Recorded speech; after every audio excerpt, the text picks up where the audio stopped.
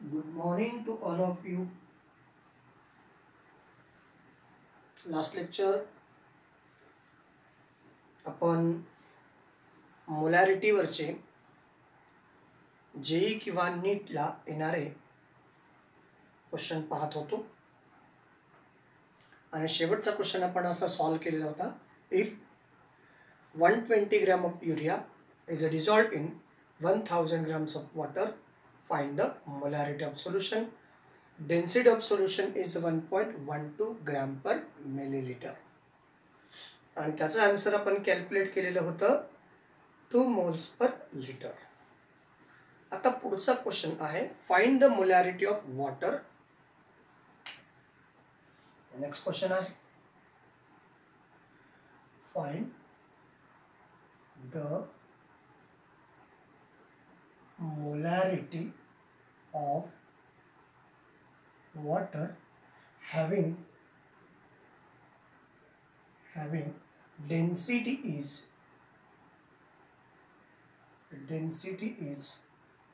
1 gram per ml. असा हा question आहे. जेव्हा या स्वरूपात तुम्हाला डेन्सिटी दिली जाते तेव्हा याचं आन्सर काळजीपूर्वक लक्षात ठेवा. याचा आन्सर डोळे बंद करून काय करायचं 55.55 हे येतच. जर डेन्सिटीमध्ये चेंज झाला मुद्दा लक्षात ठेवा.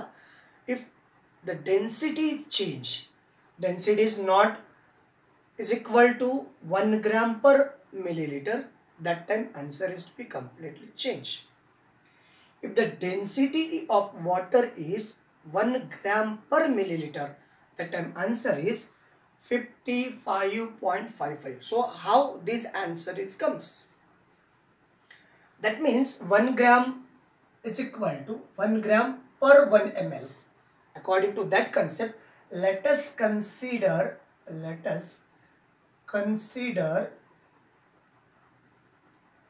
100 gram of water, that is equal to 100 ml water. Okay, that means water solution. So formula of molarity is equals to weight of solute upon molecular mass of solute into 1000 divided by volume of solution in ml. Volume of solution in ml. So 100 ml, 100 gram of water dissolved in 100 ml solution of water. So in that case, molarity is equals to weight is to be 100 gram. Molecular mass of water is 18 into that is a standard, that means it is a constant. How it is in that formula you know, and solution of water is 100 ml. So this 100 cancel. Molarity is equals to 1000 upon 18. 18 ones are 18, 18 nines are 90, so 10 is remains, 18 fives are 90, not for 18 nines are 18 nines are 90, 10 is remains, 85s are 90. Now 85 and then 85.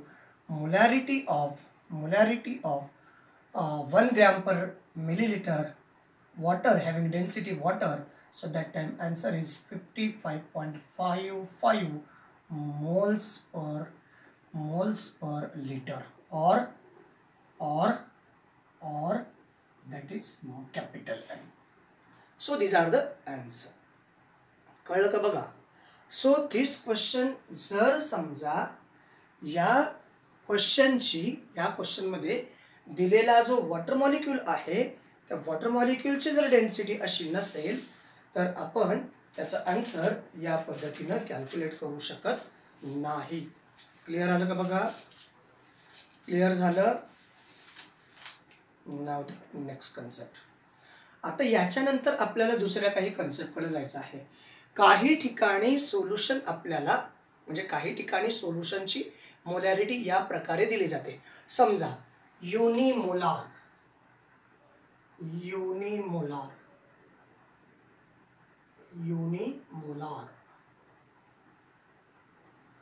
त्यावेळेस molarity असते 1 molar. बायमोलार त्यावेळेस molarity असते 2 molar. अलग लक्षात. त्याच्यानंतर आहे semi molar.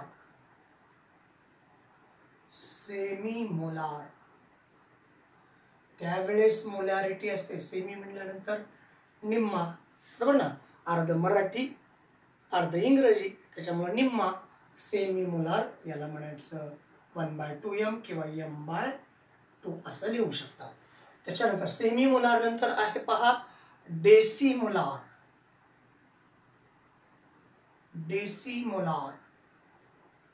त्यावेळेस molarity काय येते, डेसिमोलार 1/10m किंवा m/10. आलं लक्षात. त्याच्यानंतर आहे सेंटीमोलार.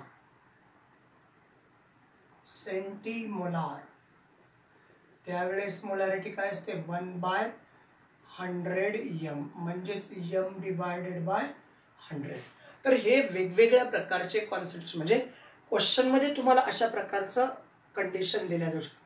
युनिमोलार solution, bimolar solution, semi molar solution, decimolar solution किंवा सेंटीमोलार सोल्युशन, अशा प्रकारचे तुम्हाला प्रश्न विचारले जाऊ शकतात.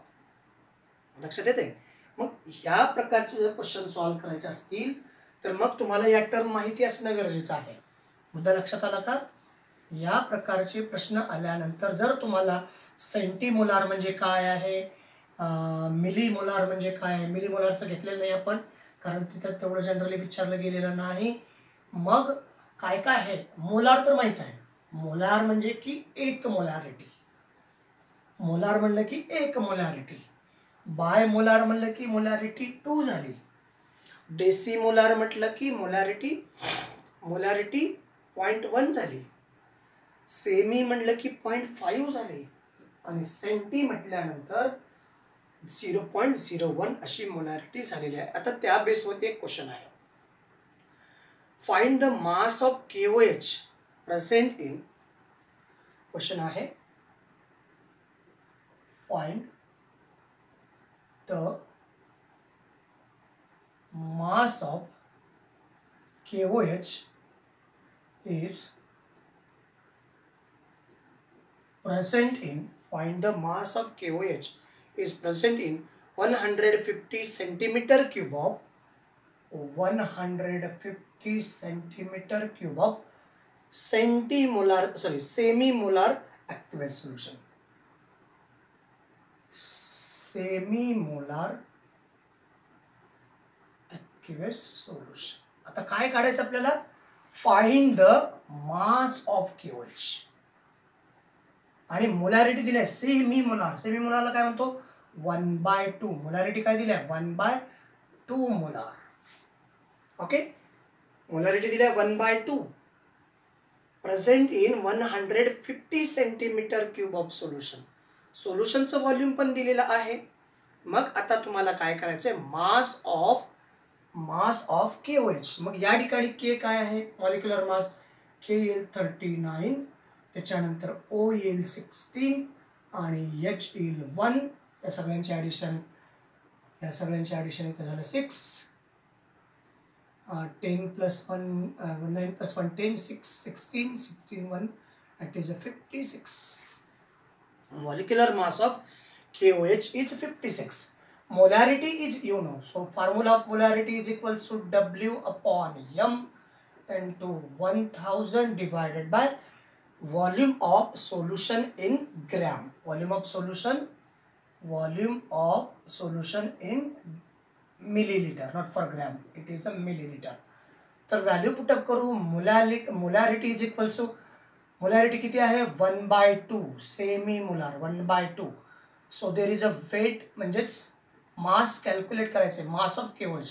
So it is a mass of KOH. Molecular mass of KOH 56 into 1000 divided by volume of solution किती आहे 150 ml.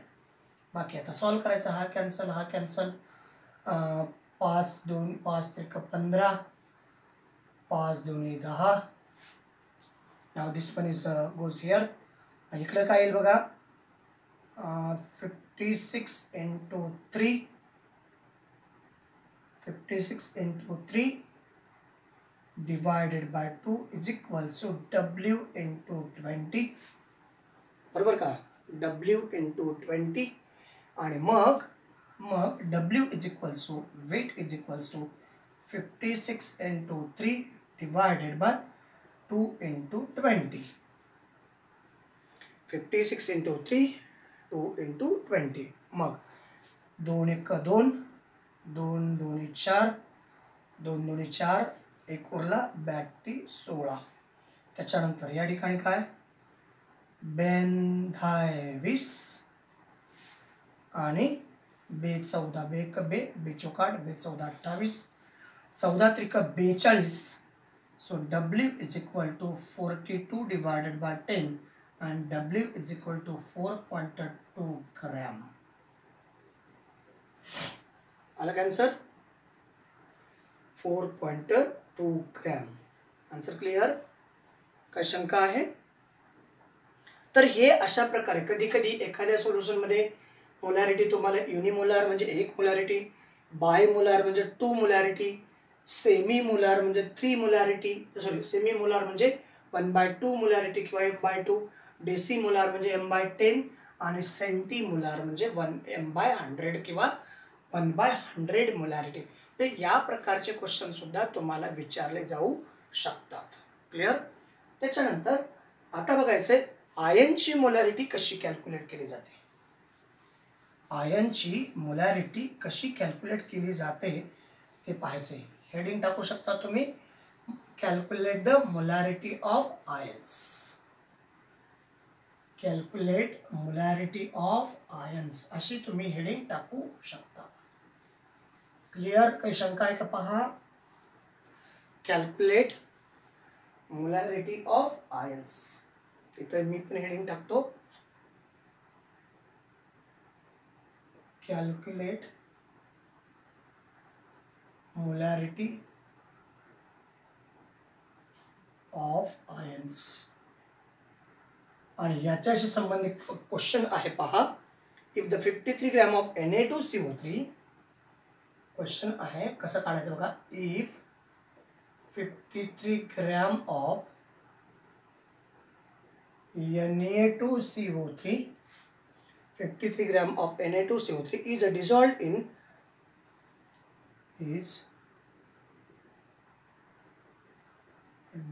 in 500 ml of solution. Dissolved in 500 ml of solution. Find the काय काय आहे molarity of. Find the molarity of number 1 Na2CO3. Number 2 twice म्हणजे Na plus ion आणि 3 आहे CO3 - 2 ion. तर यांची मोलॅरिटी आपल्याला कॅल्क्युलेट करायची आहे. मग फॉर्म्युला काय या मोलॅरिटीचा. Molarity is equals to W/m हा फॉर्म्युला आहे. 1000 divided by volume of solution in ml. याच्यामध्ये काय काय दिलं. वेट दिलेला आहे इथं येईल. वॉल्यूम ऑफ सोल्युशन दिलंय 500 ml ते इथं येईल. आणखीन आपल्याला काय पाहिजे मॉलिक्युलर मास पाहिजे.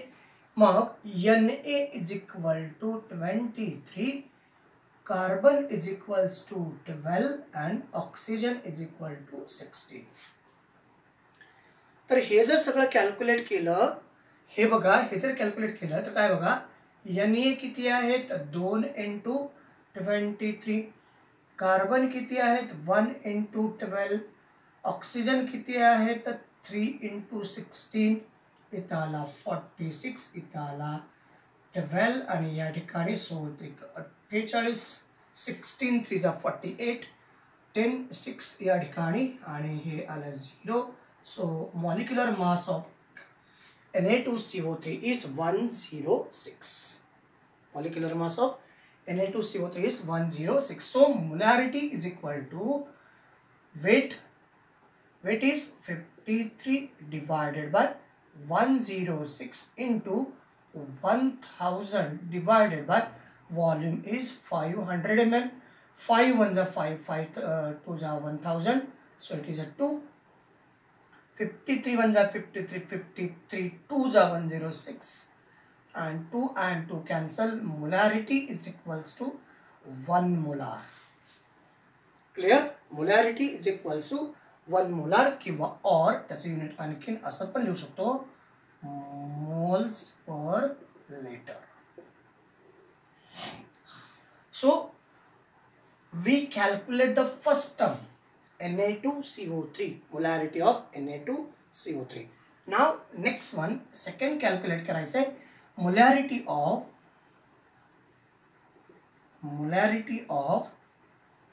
Na plus ions. So how it is calculated? आता मग Na2CO3 चं डिसोसिएशन करायचं. पहा, Na2CO3 is dissociated in the forms of twice of Na plus plus CO3 minus minus. Clear आहे ना? मग जर आपल्याला काय काढायचं आहे, 1 मोल हा जर असेल तर तेव्हा या ठिकाणी काय मिळतो, हा किती मिळतो, 2 मोल्स ऑफ Na2CO3. मग याची मोलारिटी किती आहे, 1 मोल. सो 1 मोल ऑफ, हा झाला 1 मोल, तेव्हा हा झाला 2 मोल आणि हा पण झाला 1 मोल. व्हॉल्यूम किती आहे, molarity is equal to what, 1 moles per liter. That means 1 liter. Here is a 1 liter and here is also 1 liter. Therefore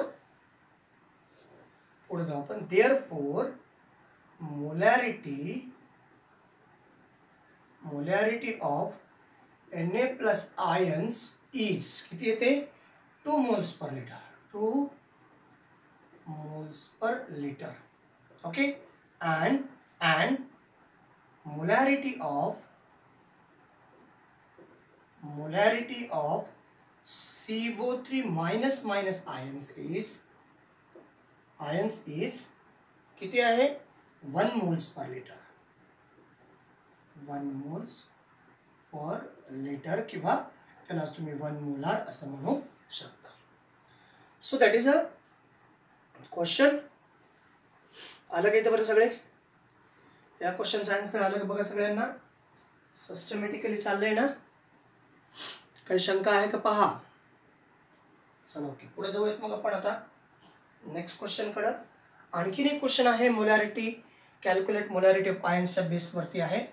त्याला परत आणखीन एक क्वेश्चन सॉल्व करू, मग जाऊ आपण थोडंसं डायल्यूशनकडे, मोलॅरिटी ऑफ डायल्यूट सोल्युशनकडे आपण जाऊया आणि त्या ठिकाणी काय फॉर्म्युला येतो आणि त्या फॉर्म्युल्यावरून कशा प्रकारे क्वेश्चन कॅल्क्युलेट करता येतात त्याच्याबद्दल सुद्धा आपण थोडीशी माहिती पाहणार आहोत.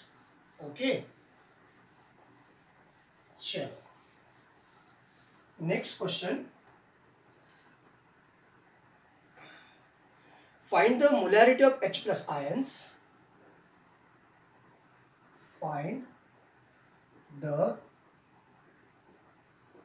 molarity of H plus ions if 49 gram of H2SO4, if 49 gram of H2SO4 is dissolved in, H2SO4 is dissolved in 250 ml of solution. 250 ml of solution. तर आता या ठिकाणी H plus ion कॉन्सन्ट्रेशन विचारले. पहिल्यांदा आपण काय करू, H2SO4 चं कॉन्सन्ट्रेशन काढू, कारण H2SO4 पासून H plus ion येणार आहे. So molarity of H2SO4 is equals to W upon M into 1000 divided by volume in ml. Okay, आता वॉल्यूम कशाचं आहे ते तुम्हाला माहिती झालं. मग मुद्दा असा आहे, what is H is equals to 1 S is equal to 32 and O is equal to 16. आणि इथपर्यंत these are the atomic weights. So atomic weight वरनं आपण याचा molecular mass calculate करू. H is equal to 2 into 1 is equal to 0.2. S is equal to 1 into 32 is equal to 32. And O is equal to, how much O is there? 4O into 16, that is equal to 64. Addition is to be 98. Addition किती येते? 98. मग आता हे सगळे value आपण या ठिकाणी देऊ. weight of H2SO4 is 49. Molarity is equal to 49 divided by how much? 49 divided by 98 into, it is 1000 divided by 250. 250 1 that 250. हा can 0 cancel, हा 0 cancel, 25 25 4 जा 100, 49 1 जा 49, 49 2 जा 98, 2 1 जा 2, 2 2 जा 4. Molarity is equal to 2 moles per liter or molar to capital M. So आता आपल्याला काय कॅल्क्युलेट करायचं आहे? Find out the molarity of H plus ion. So find out molarity of H plus ions is equal to molarity of H plus ion. First of all, dissociation of H2SO4.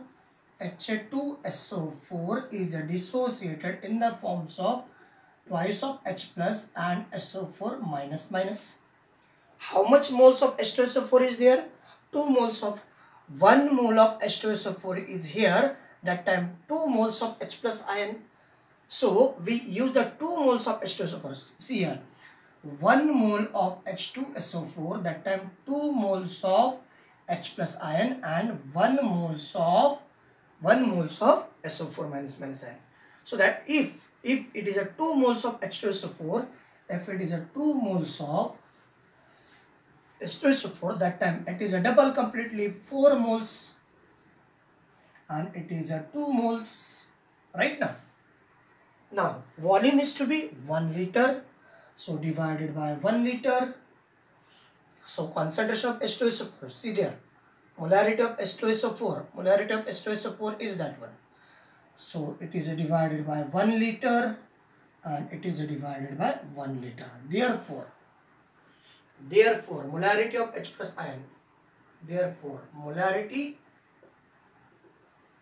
of H plus ions is equal to, what is that? 4 moles per liter. And molarity of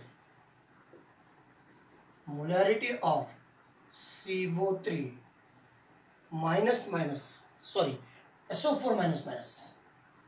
SO4 minus ions is equal to, what is that? 2 moles per liter. So these are the molarity of ions.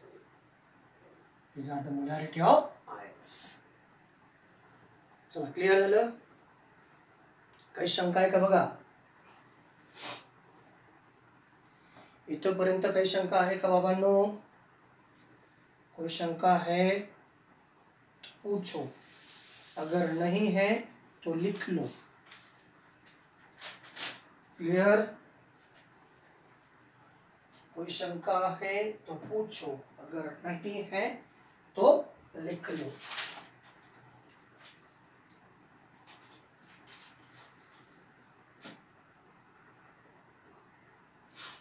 ना चला आले का इथपर्यंत? आता पाहायचं आहे next point. सगळे सुद्धा पोहोचले का इथपर्यंत? बघा सगळे क्वेश्चन सिस्टमॅटिकली समजले का? सॉल्व केले का? Okay, now goes to the next point कडे जाणार आहोत आपण सध्या.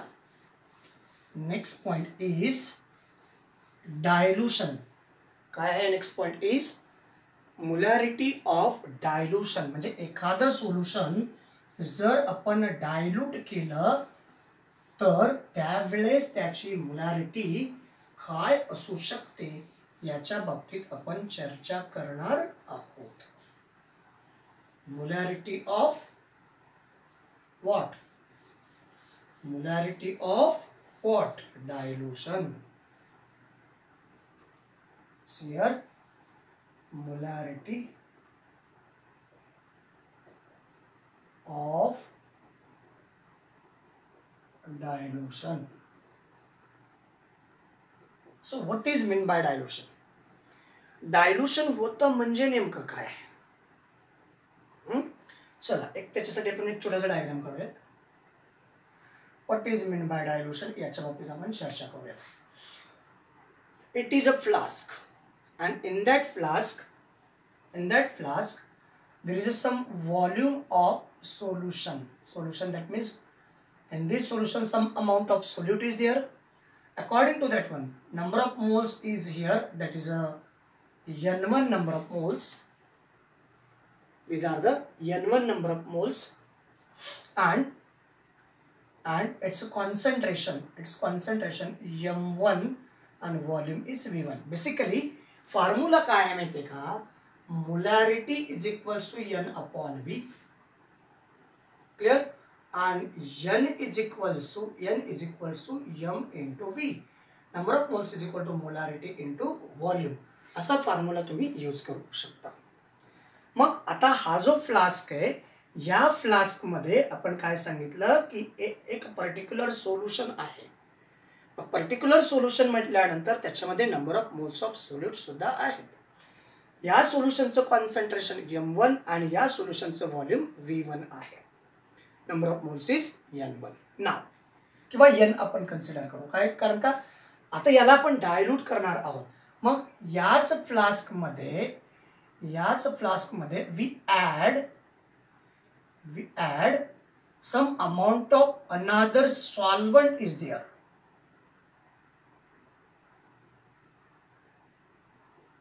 लक्षात येते का? बघा, पहिला हा फ्लास्क होता, डायल्यूशन करतोय आपण. डायल्यूशन करणे म्हणजे लक्षात येते का? बघा, समजा एके दिवशी आपल्या घरी भाजी खरट झाली, सॉल्टी. मग त्यावेळेस तुम्ही काय करता? किंवा आई काय करते? तुम्ही काहीच करत नाही. आईला सांगता आई भाजी खरट झाली. मग त्यावेळेस आई काय करते? ते भाजीचं जे व्हॉल्यूम आहे ते व्हॉल्यूम इन्क्रीज करते. इन्क्रीज करते म्हणजे काय? त्याच्यामध्ये वॉटर ॲड करते आणि त्या वॉटरनुसार लागणारे कन्स्टिट्युएंट ॲड करते. सॉल्ट मात्र ॲड करत नाही. कारण का? सॉल्टचं जे कॉन्सन्ट्रेशन आहे ते रिड्यूस करायचं आहे, म्हणजेच सॉल्टला डायल्यूट करायचं आहे. मग आपण या ठिकाणी तेच करणार आहोत. मग इथं काय आहे? हे कॉन्सन्ट्रेशनचं एक पर्टिक्युलर सोल्युशन आहे. याच्यामध्ये जर some amount of water adding water याच्यामध्ये जेव्हा आपण वॉटर ॲड करू तेव्हा हा फ्लास्क तयार झाला. मग आता पहिल्यांदा before adding water, concentration of this solution is m1, volume of this solution is v1, and number of moles of that solution is n. Now then some small amount of water is adding, so volume is to be increases, molarity also decreases, molarity m2, volume increases. Clear ka? Volume increases in that flask. Just imagine, in that flask there is a 100 ml solution, and then another 100 ml pure solvent is added to that one. So volume of this flask is 200 ml. And concentration, if the concentration is to be that one is whatever it may be, so by adding some 100 ml water, concentration of another flask is to be changed, but the number of solute cannot change. Number of solute is cannot change. Clear? लक्षात येते का? बघा सगळे मुद्दे. या भांड्यामध्ये आपण काय केलं? 100 ml पाणी घेतलं किंवा 100 ml सोल्युशन घेतलेलं आहे. त्याच्यामध्ये जे काही सोल्यूट आहे त्याला आपण n असं कन्सिडर केलं. नंबर ऑफ मोल्स ऑफ सोल्यूटला n कन्सिडर केलं. याची कॉन्सन्ट्रेशन m1 आहे, याचं या व्हॉल्यूमचं म्हणजे या सोल्युशनचं जे व्हॉल्यूम आहे ते v1 आहे. आले तोपर्यंत? त्याच्यानंतर जेव्हा याच्यामध्ये आपण वॉटर ॲड करू, कशासाठी? डायल्यूट करायचं आहे. डायल्यूट करण्यासाठी जेव्हा आपण याच्यामध्ये 100 ml वॉटर ॲड केल्यानंतर याचं जे कॉन्सन्ट्रेशन आहे, कॉन्सन्ट्रेशन हे डिक्रीज झालं. जर कंपॅरिझन केली M1 आणि M2 ची, molarity of M1 is greater than molarity of M2. Concentration of M1 is greater than concentration of M2, but the volume of V2 is greater than V1. Volume is increases because another amount of water is added to that flask, therefore volume is increases. Number of moles is equal to same, N is equals to N. According to that number of moles, formula is, या number of moles साठी formula काय, N is equal to M1 V1 and या volume साठी number of moles साठी formula आहे N is equal to M2 V2. Number of moles कसे आहेत, सारखे आहेत. N is equal to N, therefore M1 V1 is equals to M2 V2. M1 V1 is equals to M2 V2. Formula कळला का? Number of moles of solid before dilution, याला असं पण लिहू शकतो. आणि हे काय आहेत, हे काय आहेत आणि हे काय आहेत, याला लिहू number of moles of solute before dilution. आणि हे आहेत number of moles of solute after dilution. Clear झालं का बघा? काही शंका आहे? इवन याला आपण असंही म्हणू शकतो NI, याला म्हणायचं initial number of moles, initial moles of solution, आणि याला आपण म्हणू is equal to NF, that is a final moles of solution. बरोबर आहे का? Number of moles of solute before dilution, dilution करण्या अगोदर नंबर ऑफ मोल्स किती होते, आणि number of moles of solute after dilution. तरी या दोन्ही काय आहेत, सारखेच आहेत. डायल्यूट करण्या अगोदरचे जे काही मोल होते तेवढेच मोल डायल्यूट केल्यानंतर सुद्धा झालेले आहेत. मग NI म्हणजे काय, इनिशियल मोल्स ऑफ सोल्युशन. बरोबर ना? NI is a initial moles of the solute in solution. Initial moles of solute in solution. आणि इकडे काय, final moles of solute in solution. Right? तर या प्रकारचं आपण मोलॅरिटी ऑफ डायल्यूशनच्या बाबतीत एक्सप्रेस करू शकतो. क्लिअर झालं? तर यावरती एक क्वेश्चन दिलेला आहे, त्या क्वेश्चन बाबतीत आपण थोडंसं पाहूयात आणि मग तुम्हाला हा पॉईंट थोडासा समजेल अशी माझी अपेक्षा आहे, असं मला वाटतं आहे. चला क्वेश्चन पाहूयात, मग तुमच्या कन्सेप्ट क्लिअर होण्यास मदत होईल. पहा, 2 molar 100 ml HNO3 solution. Question आहे 2 molar 100 ml HNO3 solution. 2 molar 100 ml HNO3 solution is diluted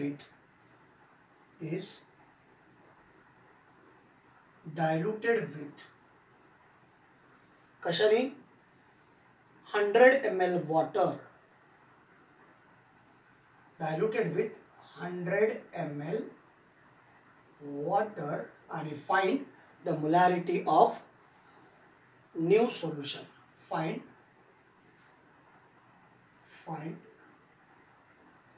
the molarity of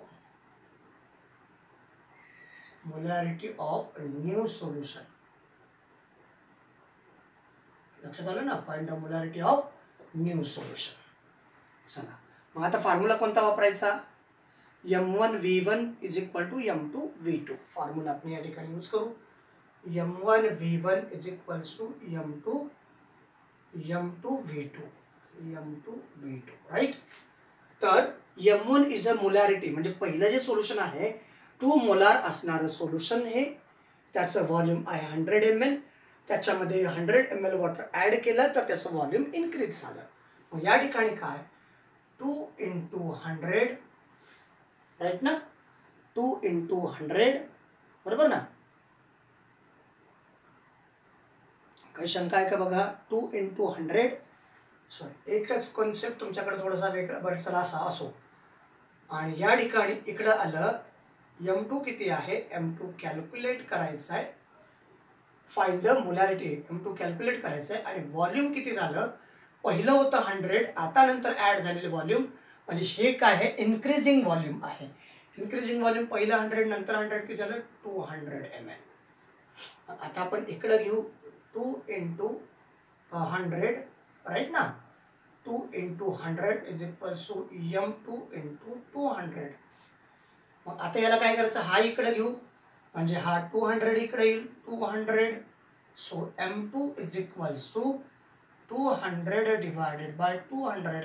so M2 is equal to 1 molar. 1 molar और मोल्स पर लीटर, और मोल्स पर लीटर.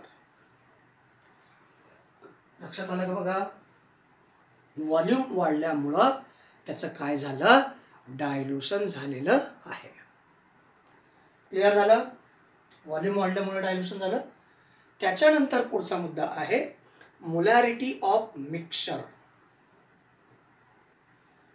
आता हे सोपं आहे ना. बघा काय केलं आपण, 2 मोल होतं, पहिलं व्हॉल्यूम आहे, हे पहिलं व्हॉल्यूम ऑफ सोल्युशन आहे M1V1. मोलॅरिटी M1 इथं ठेवली, व्हॉल्यूम 100 ml पहिलं सोडून, त्याच्यामध्ये 100 ml, पहिलं किती होतं 100 आणि नंतर 100, इथं किती व्हॉल्यूम आहे V2 इज ग्रेटर. मोलॅरिटी काढायचं जे काही. आता काळजीपूर्वक जर या ठिकाणी पाहिलं, इथलं व्हॉल्यूम किती आहे, सेकंड फ्लास्कमधलं व्हॉल्यूम 200, पहिल्या फ्लास्कमध्ये व्हॉल्यूम, म्हणजे इथं आपलं काय कंडिशन, ही कंडिशन फॉलो झाली, V2 is greater than V1. त्याचबरोबर सॉल्व्हंट ॲड केल्यामुळे, by adding solvent into the another flask, that means flask number 2nd, so molarity of the flask 2nd decreases, that means M2 is less as compared to the M1. So molarity of first flask, that means molarity before adding 100 ml water, molarity is to be 2 molar, and by adding 100 ml water, molarity is to be 1 molar. So who is greater according to that condition? M1 is greater than M2. This condition is also followed. Clear? This condition is also followed. चालेल condition सगळं follow. काही शंका आहे का पहा. म्हणजे आपल्याला काय सांगायचं होतं, त्या सर्व कंडिशन फॉलो झाल्यात का पहा. म्हणजे बघा आपण काय म्हणत होतो की बाबा हा जो फ्लास्क आहे याचं कॉन्सन्ट्रेशन M1, याचं व्हॉल्यूम V1. मग हा पहिला फ्लास्क, हे पहिल्या फ्लास्कमध्ये 2 मोलार सोल्युशन आहे, 100 ml त्याचं व्हॉल्यूम आहे. त्याच्यानंतर त्याला डायल्यूट करण्यासाठी we diluted that one and then with adding 100 ml water. So second flask already 100 ml solution in that flask, and then we add another 100 ml solution into that one. Another 100 ml solution. So this flask containing volume of the solution is greater.